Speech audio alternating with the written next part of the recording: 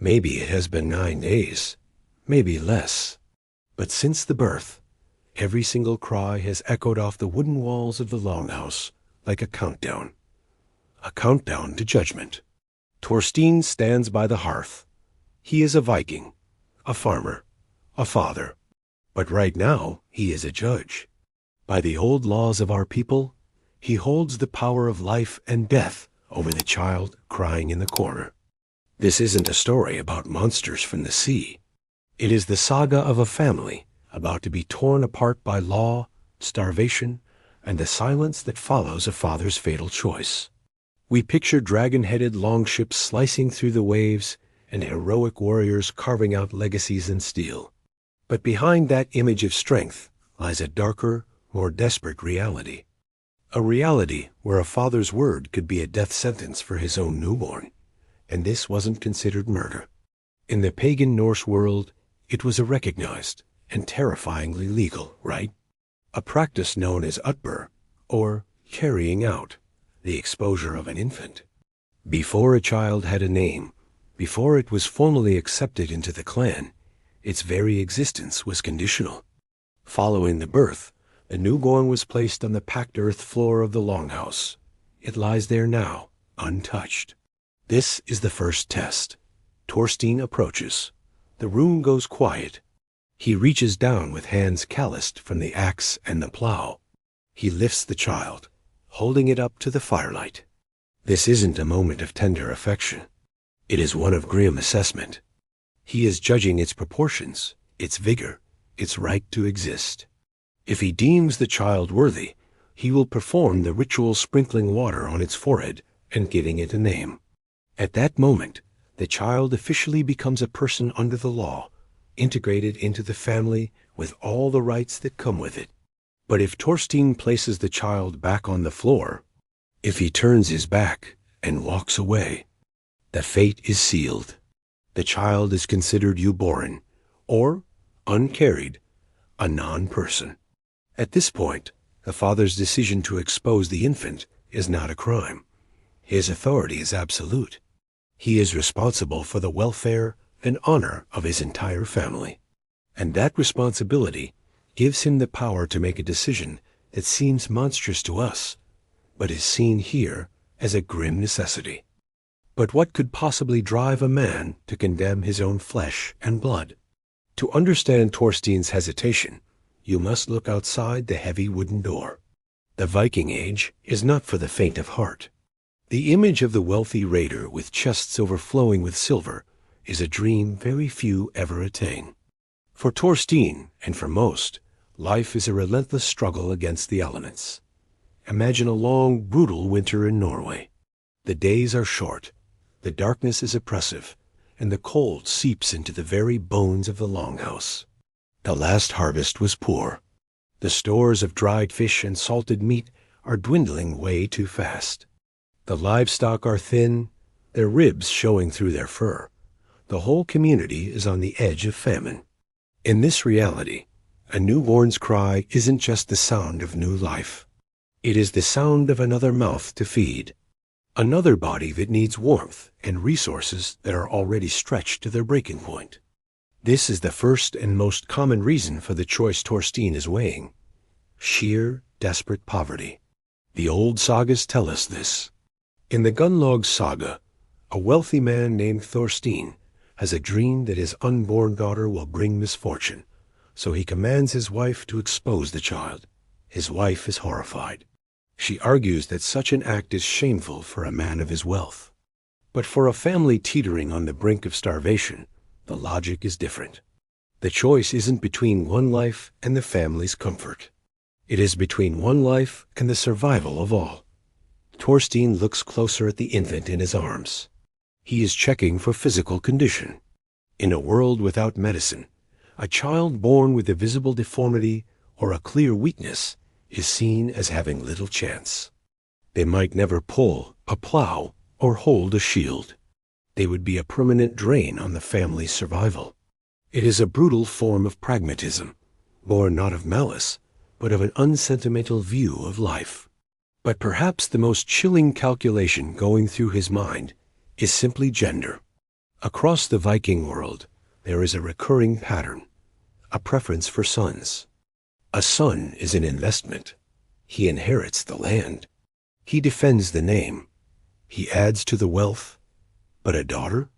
While she can create alliances, she requires a dowry. For a poor family like this one, a dowry is a financial burden they cannot bear. This economic pressure led to the grim practice of selective female infanticide. Some historians believe this practice rippled across Europe. If families like Thorstein's kept only the boys, it created a surplus of young men with no wives and no status. These men, desperate to prove their worth and find a bride, were the ones who jumped into the longships. In a dark and twisted way, a private, tragic decision made in a smoky longhouse over a newborn girl may have fueled the very expansion that made them end it. Vikings feared across the world. Thorstein feels the weight of the child. Is it a son who will build the farm, or a daughter who might cost the farm its future? The logic of survival is cold, and it cares nothing for tears. Beyond survival and the counting of coins, there is another shadow looming over Thorstein in the flickering light. It is the heavy, suffocating weight of honor. To us, honor is an abstract idea. To a Viking, it is the bedrock of his identity. It is a currency more valuable than gold. Thorstein knows that he does not live in a vacuum. He lives under the watchful eyes of his neighbors, his kin, and the spirits of his ancestors. He is the guardian of his family's reputation. In this harsh world, a child born weak or deformed is not just seen as a burden. It can be interpreted as a stain on the family's luck, a sign of disapproval from the gods, or a weakness in the bloodline itself. To raise a child that cannot survive on its own is to publicly display this failing. The pressure from the community to maintain an image of strength is immense. If Thorstein makes the hard choice, he won't necessarily be seen as cruel by his peers. From their perspective, he is being a strong leader. He is a man willing to amputate a limb to save the body, sacrificing his own heart for the long-term viability of his clan. We see this ruthless pragmatism in the stories of heroes like Egil Skallagrimsson, ready to kill instantly to avenge a slight to their reputation. The father's decision is the ultimate test of this resolve. To accept the child is to declare it worthy of the name Viking. To reject it is to declare it outside the bounds of honor. It is social gatekeeping, and Thorstein is the gatekeeper. While Thorstein struggles with the law and his honor, a silent figure watches from the edge of the hearth. Astrid, the mother. The stark legal reality is that she has no official power here. The decision belongs to the father alone. She cannot command him. She cannot legally override him. This moment paints a picture of utter helplessness. A woman forced to stand by as the fate of the life she just brought into the world is decided by another. The time between the birth and this moment of judgment has felt like an eternity of gut-wrenching anxiety. Every cry of the newborn, a sound that should have been a promise, was instead a question mark. But Astrid is not a statue. Viking women were not powerless. She manages this household. She controls the keys to the food stores. Last night, she likely whispered to him. She may have pleaded with his pride or appealed to his love. We know from the sagas that women could shame their husbands into action, or even in acts of desperate rebellion, secretly give a child to neighbors to raise. But now, as Thorstein stands holding the child, the time for negotiation has passed. If his face hardens, if he turns away, her role becomes one of devastating silence. The code of silence around this practice means her grief cannot be shouted to the winds. To mourn publicly would be to challenge her husband's authority and shame the family. So she sits, her hands gripping her dress until the knuckles turn white. The silence in the longhouse isn't just the absence of noise. It is the sound of a mother's unspeakable agony, a trauma that must be buried beneath the stoic exterior expected of a Viking woman. Thorstein makes his choice. He does not sprinkle the water. He does not speak a name. He wraps the infant tightly in the wool. He turns his back on the fire and walks toward the heavy timber door. It is easy to cast him as a monster, a cold-hearted executioner. But as he pushes the door open and steps into the biting wind, we must look at the crushing burden he carries. This is not an act of rage. It is a terrible duty. He is now performing útburðr carrying out. He walks away from the warmth of his home, trudging through the snow into the unforgiving wilderness. He will not raise a violent hand against the child. That is forbidden. Instead, he must leave it to fate. He finds a spot, perhaps a hollow between the twisted roots of an old tree or a small cairn of stones. He places the bundle down. In a final heartbreaking gesture of faint hope, he might place a small piece of fat or pork in the infant's mouth, a tiny offering to sustain it for a few hours, just in case a stranger passes by and takes pity.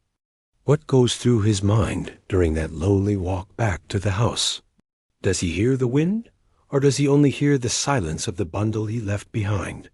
The sagas record the battles and the politics, but they rarely delve into this private torment. He must return to a home that is now a graveyard of shared trauma. He must look Astrid in the eye. He must live with what he has done. The hardened exterior of the Viking warrior conceals a deep well of guilt. He is a man trapped by the brutal logic of his time, forced to make a choice that will echo in his mind for the rest of his days. Thorstein re-enters the longhouse. The door slams shut against the cold. The room is silent. The child is gone. The practice of infant exposure tears away the romantic veil of the Viking Age. It reveals a world where life was fragile, resources were scarce, and the laws of survival were absolute. This wasn't the work of villains, but of ordinary people pushed to extraordinary and terrible limits. It was a brutal intersection of law, which gave a father immense power, of honor, which demanded a facade of strength, and of necessity, which whispered that not all lives could be saved. The heroic image of the Viking is incomplete without this shadow. Behind the warrior stands a farmer struggling through a harsh winter, a mother praying in the dark, and a father walking into the wilderness with a burden no one should have to bear. Their story reminds us that history isn't just a tale of glory and conquest. It is also a story of quiet tragedies and impossible choices. It forces us to ask a difficult question. What is the true cost of survival? And what ghosts are left behind when the laws of man override the laws of nature?